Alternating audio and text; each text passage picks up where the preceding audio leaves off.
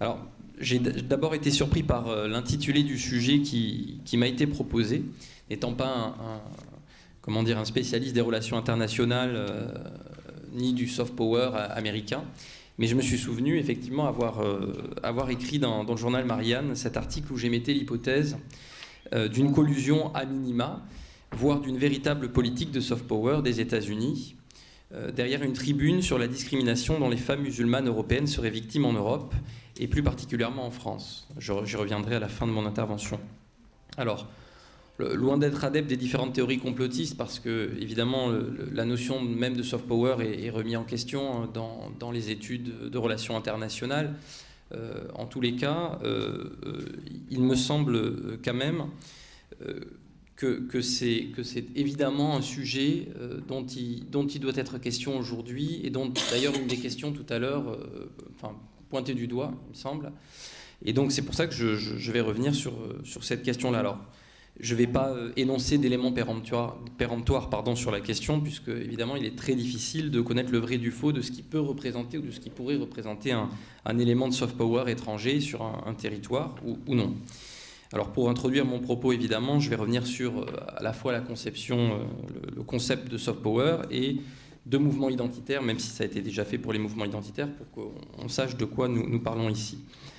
Alors que doit-on entendre par mouvement identitaire ? Évidemment, jusqu'à la période contemporaine, la dénomination des mouvements identitaires renvoyait en principe exclusivement, comme vient de l'énoncer Gilles, vers les mouvements liés au nationalisme, à l'extrême droite, à tout type de mouvement qui, en fait, dans ses approches, reste ethnocentré et fait de cet ethnocentrisme surtout, et c'est ce critère-là qui est important, assumer le remède qui permettra à un peuple fantasmé dont les composantes religieuses, ethniques et géographiques et historiques sont les mêmes, de se sauver d'un péril quant à son unité nécessairement menacée. C'est un peu l'idée finalement qu'il peut y avoir derrière la définition qu'on pourrait trouver de mouvement identitaire. Cette idée d'ailleurs de peuple fantasmé, elle est retrouvée évidemment derrière les débats qu'il y a pu y avoir sur la nation. Alors il faut bien distinguer le concept de nation, le concept de peuple, et je pense que tout le monde ici sait bien distinguer ces deux concepts. Mais on retrouve cette idée derrière finalement le concept de nation objective allemande de Fichte, qui s'opposait évidemment à la conception subjective de la nation française théorisée par Ernest Renan, avec cette idée justement que le peuple, c'est essentiellement des liens de sang, des liens géographiques, des liens ethniques, des liens de couleur de peau, des liens de culture, etc.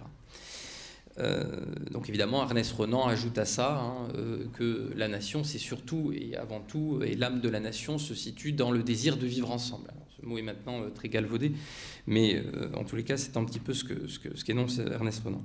Alors aujourd'hui, pour essayer de classer rapidement les mouvements identitaires, alors, pour développer l'idée de tenaille identitaire aussi, on classe dans cette mouvance identitaire les enfants du mouvement Europe Action dans les années 60, que certains d'entre vous ont dû connaître, de l'œuvre française, du GUD, des royalistes, du Front National. Donc j'ai essayé de les classer un petit peu.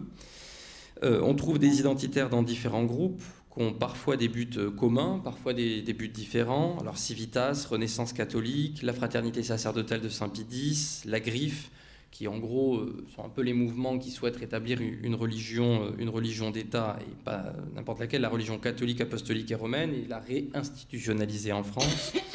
Un autre bloc avec le Rassemblement national, les Patriotes, l'UPR, dans une sorte de ni droite ni gauche identitaire politique.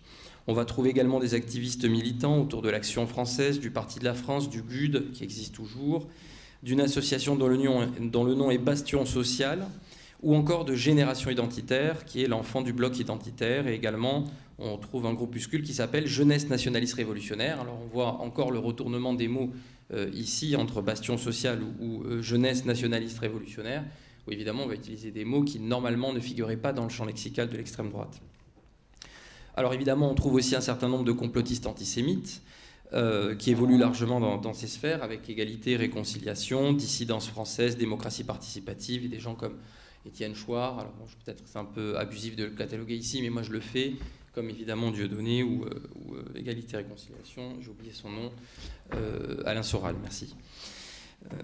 On trouve également, et j'en aurais fini avec cet inventaire à la Prévert, des vieilles structures comme le Club de l'Horloge, qui aujourd'hui s'appelle le Carrefour de l'Horloge. Et il existe évidemment aujourd'hui en France encore des néo-nazis et des skinheads qui se développent et qui s'entraînent dans des mouvements européens d'entraînement à la violence. Alors, ce n'est pas ici, évidemment, mon travail de dresser une cartographie des mouvements identitaires d'extrême droite. D'autres l'ont fait et vont le faire également lors de ce colloque. En revanche, je souhaite vraiment reprendre le concept développé par Gilles de tenaille identitaire. Je viens évidemment d'évoquer ici à l'instant une partie de la pince de cette tenaille, plutôt connue des militants antiracistes que nous sommes tous ici. Mais depuis quelques années, une nouvelle forme d'identitarisme se développe en France et nous vient évidemment, je le crois, en tout cas beaucoup des pays anglo-saxons. Et c'est l'autre bout de la pince de ce que Gilles appelle la tenaille identitaire. Lorsqu'il était délégué interministériel à la lutte contre le racisme et l'antisémitisme à la DILCRA, il a développé cette idée et on la retrouve particulièrement dans la note qu'il a pu faire, et que je vais vous en lire un extrait, sur la radiographie de la mouvance décoloniale, a été publiée en décembre 2017 à la Fondation Jean Jaurès.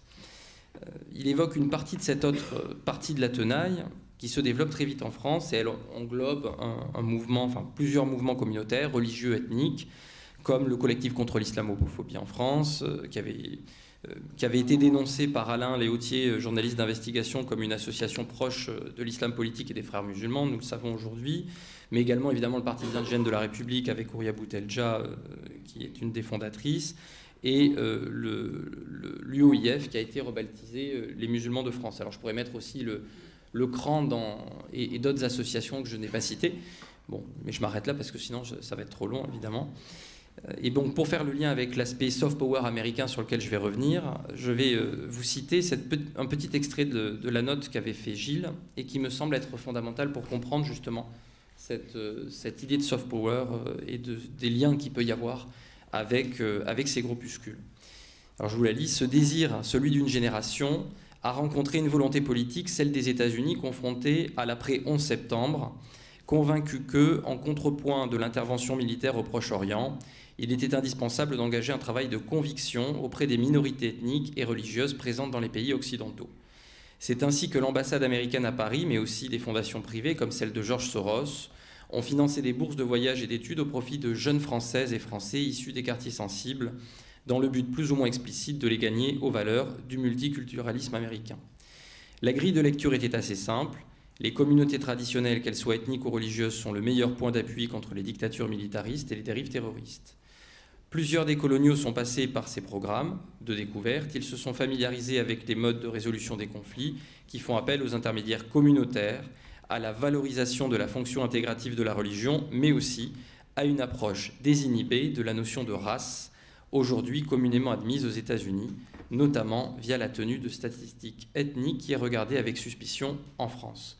Alors vous voyez, là évidemment, et je remercie Gilles pour sa note qui était vraiment très importante et que je vous encourage tous à lire, et cet extrait démontre bien le lien qu'il peut y avoir entre des programmes qu'on a cités, par exemple les Young Leaders ou la French American Foundation en France, qui vont évidemment utiliser un petit peu des jeunes issus de quartiers populaires pour les familiariser avec l'idée du multiculturalisme. Alors, je ne suis pas totalement d'accord avec ce mot de multiculturalisme, j'utilise le mot de multicommunautarisme, on pourra y revenir tout à l'heure, mais en tous les cas, qui veulent les familiariser avec une vision qui est principalement la vision anglo-saxonne, que moi j'appelle du côte-à-côtisme, où en réalité, le pari anglo-saxon, c'est que toutes les communautés puissent exister, qu'elles puissent s'additionner entre elles, mais qu'on va leur donner une reconnaissance, un poids.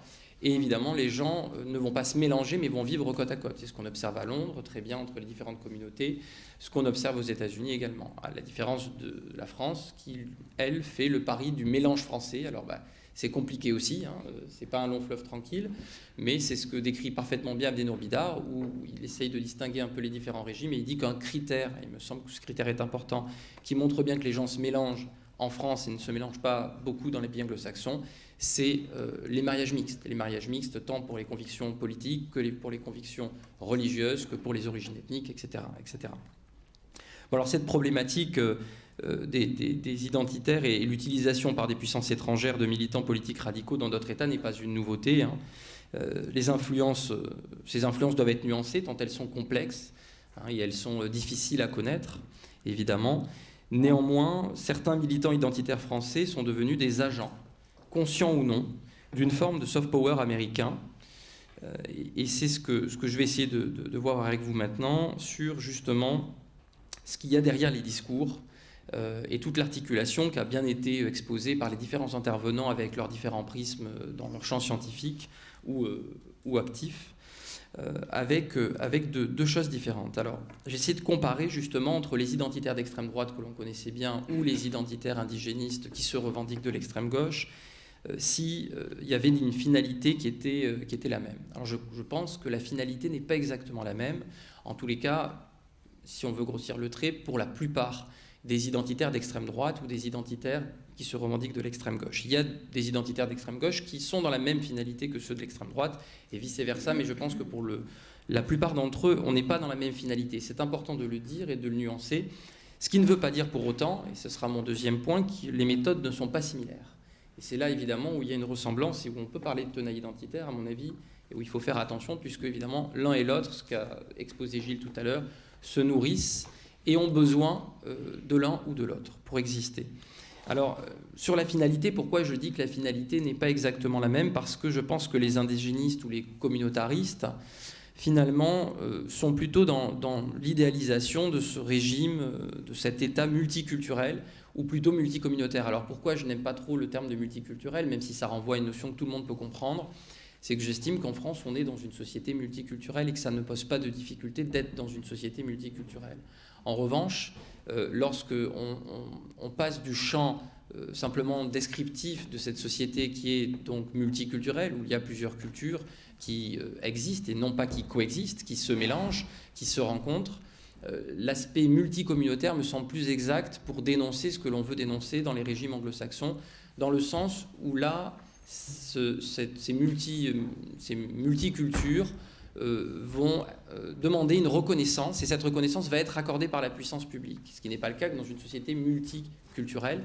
Et donc dans l'idée d'une société multicommunautaire, il y a l'idée qu'il y a cette reconnaissance par l'institution de ces différentes cultures, alors que dans l'idée d'une société multiculturelle, eh bien, on peut ne pas avoir la reconnaissance par l'institution de ces différentes cultures et simplement dire que factuellement, avec un discours descriptif et sociologique, il existe différentes cultures au sein même d'une société. Et évidemment, je vais revenir dessus après, le pari français, c'est aussi, au-delà de ces différentes cultures qui peuvent exister, qu'il y ait une culture qui les transcende tous, c'est la culture nationale républicaine. Et c'est tout là la difficulté pour les régions anglo-saxons qui ne comprennent pas ça, puisque eux se sont construits par l'addition des différentes cultures pour former un tout. Là où nous avons d'abord formé un tout pour permettre finalement à chacun de pouvoir un peu s'émanciper de ces choses-là, tout en restant dans le minimalisme culturel républicain dans lequel on demande à chaque citoyen de rester. Et donc c'est cette séparation de l'individu qui pose des difficultés, d'un point de vue du discours philosophique, entre l'individu dans sa sphère privée, dans sa sphère intime, qui va finalement pouvoir se détacher de différentes communautés ou s'attacher à différentes communautés, et de l'autre côté, une casquette que tous les individus finalement dans la société française doivent avoir, qui est la casquette citoyenne, et qui là transcende toutes les appartenances, qu'elles soient sexuelles, qu'elles soient ethniques, qu'elles soient culturelles, etc., etc. Et je pense que c'est la difficulté qu'il y a entre le régime français et la mésentente qu'il peut y avoir et les régimes anglo-saxons. Alors dans la finalité, évidemment, ce n'est pas la même chose que l'extrême droite qui, elle, va plutôt vers un régime monoculturel ou monocommunautaire, puisqu'il n'y a pas de difficulté pour l'extrême droite ou une partie de l'extrême droite à être très communautariste. Mais en tous les cas, l'idée là n'est pas le multicommunautarisme, mais plutôt le monocommunautarisme ou le monoculturalisme. Mais les méthodes, évidemment, sont similaires. Alors dans les méthodes similaires, évidemment, il y a tout d'abord cet élément important, l'idée de majorité, de minorité culturelle qui existe. Évidemment, elles existent. Évidemment, il y a des majorités qui se modifient, qui peuvent être des majorités ou des minorités qui évoluent. En revanche, encore une fois, c'est toujours la même problématique entre le discours descriptif sociologique qui va voir effectivement, ou historique, qui va voir qu'il y a des minorités ou des majorités culturelles, et de l'autre côté, le discours normatif, et c'est peut-être des formations professionnelles en ce qui me concerne puisque je suis juriste, qui devrait prendre en compte l'idée qu'il y a telle majorité ou telle minorité et prendre en compte cette minorité, donc en figeant, comme le disait une intervenante tout à l'heure, en figeant l'idée que ces minorités et majorités seraient éternellement des minorités ou des majorités. Et donc évidemment, ces idées-là sont absentes normalement du discours du discours idéal français républicain que l'on défend, dans cette idée que je disais qu'il n'y a pas normalement de reconnaissance de ces minorités ou de ces majorités. Évidemment, alors vous avez un ouvrage, ça je voulais absolument le citer, de Catherine Kinsler qui s'appelle « Penser la laïcité », qui est un ouvrage majeur et qui revient là-dessus, évidemment. Et vous avez tout le travail de Daniel Lyotta également, qui reprennent une théorie de Jean-Claude Milner sur les classes paradoxales. Et je voulais le citer, c'est très important, justement sur cette idée de césure de l'individu citoyen français. Jean-Claude Milner, dans l'idée des classes paradoxales, indique en fait qu'on serait une société dans laquelle, paradoxalement, il y a une liaison politique minimale, mais c'est grâce à cette liaison politique minimale qu'on peut se délier, justement, et qu'on a la possibilité de se déraciner. Quelqu'un parlait de déracinement tout à l'heure. C'est ce qu'écrit Kinsler, justement, pour parler de la cité laïque. Elle écrit « Dans une cité laïque, la proposition « je ne suis pas comme le reste des hommes » non seulement est possible, mais il faut la placer au fondement de l'association. Elle poursuit en entrant dans l'association. Je vous demande de m'assurer que je pourrai être comme ne sont pas les autres, pourvu que je respecte les lois, lesquelles ne peuvent avoir d'autre fin ultime que de m'assurer ce droit. Et c'est cette idée-là, en fait, qui est le génie français, en tout cas moi, ce que j'estime être le génie français, qui est incompris dans les régimes anglo-saxons. Également, qu'est-ce qu'il y a comme méthode similaire entre les identitaires d'extrême droite et les identitaires se revendiquant de la gauche ? C'est qu'ils sont animés de la même volonté identitaire de destruction de l'idée commune de citoyenneté que je viens d'évoquer. Ils sont plutôt dans une conquête pour une communauté plus qu'une autre, souvent. Il y a évidemment l'essentialisation des individus, je ne reviens pas dessus, ça a été suffisamment dit. L'assignation de ces mêmes individus dans des catégories dans lesquelles ils doivent être casés, qu'ils le veuillent ou non. Et on retrouve également une tendance complotiste assez forte dans ces deux sortes de mouvements identitaires. Alors je prends deux exemples pour conclure, évidemment sur ce soft power qui peut exister, un exemple plus ancien et qui concerne la religion catholique, sur l'influence justement de ce mouvement identitaire. Donc après Vatican II, justement, la doctrine juridique française, en tout cas on remarque, moi dans mes travaux c'est ce que j'ai pu remarquer, que la doctrine juridique française, qui classiquement, normalement, pour le principe de laïcité, s'en tenait à l'œuvre du législateur en invoquant d'un côté la liberté de conscience, qui était un petit peu le principe, et le libre exercice des cultes, qui était sa manifestation, une des manifestations de ce principe par rapport à la religion, utilise aujourd'hui bien plus dans son vocabulaire le terme même de liberté de religion, qui serait censé rassembler les deux, liberté de conscience et liberté des cultes. Or, justement, c'est un concept qui est en questionnement. Mais aujourd'hui, ce concept, après Vatican II, par exemple, ça a très bien fonctionné dans les universités françaises. Une majeure partie de la doctrine juridique utilise beaucoup plus ce terme. Et l'autre exemple sur lequel je voudrais revenir, c'est l'exemple sur celui de Rokhaya Diallo, qui avait signé une tribune. Et donc, j'avais répondu à cette tribune dans le journal Marianne. Une tribune qui avait été publiée dans le journal belge La Libre, et qui revenait sur les discriminations dont seraient victimes les femmes musulmanes en Europe et en France particulièrement. Et donc cette tribune, ce manifeste, se basait sur un rapport qui était financé par l'Open Society Foundation du milliardaire donc George Soros, et qui s'intitulait « Restrictions sur la tenue vestimentaire des femmes musulmanes dans 28 pays, États de l'Union ». George Soros, c'est également quelqu'un qui finance le CCIF et qui finance beaucoup d'associations en France que j'ai décrit tout à l'heure. Et donc, ce lobby européen, dont fait partie Rokhaya Diallo, issu de la plateforme interassociative Présence musulmane, qui est un mouvement très proche de Tariq Ramadan, et depuis les années 2000, développe la stratégie du féminisme islamique, en s'appuyant sur les thèses de Christine Delpy, largement développées précédemment par Sabine Procoris tout à l'heure.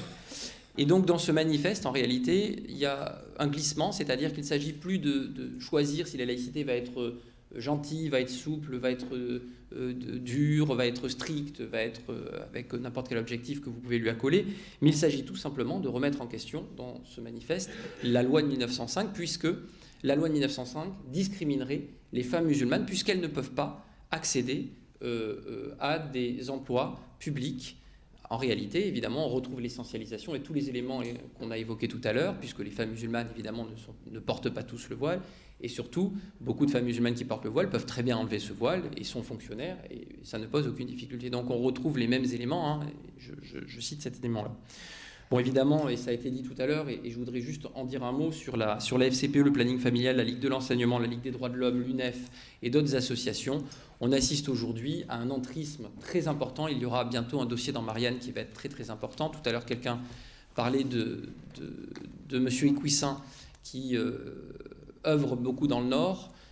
Beaucoup d'hommes politiques et de femmes politiques aujourd'hui, particulièrement au Parti socialiste, et j'en parle assez librement aujourd'hui, sont évidemment dans une manière d'agir qui est une manière d'agir que je qualifie personnellement de lâcheté, y compris la direction nationale du Parti socialiste, puisqu'il n'a aucun soutien des militants laïcs universalistes au sein du Parti socialiste, et au contraire, on va trouver plutôt beaucoup plus de soutien vers des élus qui s'amusent et qui, à mon avis, seront très lourdement sanctionnés pour les élections municipales à venir et d'autres élections par la suite, et qui s'amusent évidemment avec les voix et les votes identitaires. Je vais conclure, j'ai été trop long, je suis vraiment désolé. Il y a tout simplement une convergence de cette tenaille identitaire entre les mouvements identitaires d'extrême droite et ceux qui se revendiquent de l'extrême gauche, qui ont tout à fait intérêt à éviter que la ligne de crête républicaine qu'il me semble nous représentons, qui a tout intérêt qu'elle soit inondée finalement par ces deux mouvements des deux côtés. Ils s'entraident parfois, et on peut le voir quand on regarde avec assez de finesse leur dialogue ou leur affrontement qu'ils mettent en scène. Et ils s'entraident parfois donc pour une bonne partie de leurs membres, parce qu'ils rêvent pour une bonne partie de leurs membres d'une seule chose, un affrontement dans lequel chaque citoyen devrait choisir le côté de la barricade, une sorte de cauchemar welbeckien dans lequel l'affrontement est inévitable, et dans lequel le choix pour chaque citoyen ne peut résider qu'entre un côté pour une identité française fantasmée et renouant avec l'idée d'un régime français catholique, conservateur et anti-républicain, et de l'autre une France éclatée, non pas multiculturelle mais multicommunautaire, dans laquelle les individus bénéficient de droits et de libertés différenciées selon la communauté à laquelle ils appartiennent ou à laquelle ils sont censés appartenir. Je vous remercie.